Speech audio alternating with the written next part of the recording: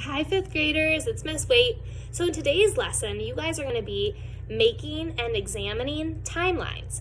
Timelines are probably one of the most helpful tools that you can use as a reader, especially with historical fiction, because as you know, timelines are a way for you to organize your thinking in sequential or chronological order. So a timeline helps you to see visually the events that have happened throughout the story.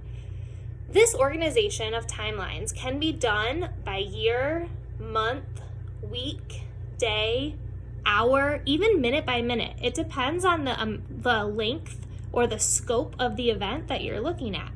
So if you're going to be timelining the history of manned flights, like flights in space or with a crew or passenger, this happens over a long period of time in history. So you may choose to look at those events on a yearly scale because the timeline is so large, you can't go day by day. That would not make sense, and it would also be a crazy long timeline. If you're going to be choosing to track like what you did on one day of your summer vacation, you might want to put that on the timeline hour by hour or minute by minute. And only put down the most important parts of the day.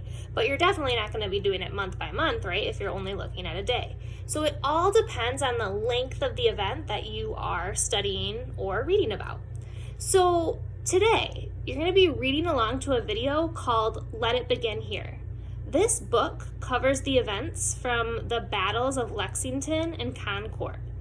You're going to be asked to create a timeline of these events.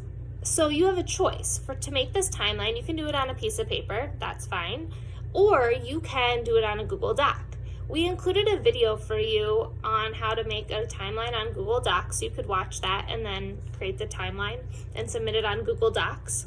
Or you can just make a timeline on a piece of paper, like I said, take a picture of it, and then submit that on Google Docs. Either way, make sure that you include a title for your timeline. Make sure that you have the date or time or month, whatever unit you're going by, at the top of your timeline. And then below that event, make sure you include a little description of what happened in that important spot or space in time. So I can't wait to see the timelines you create. Good luck reading. Bye.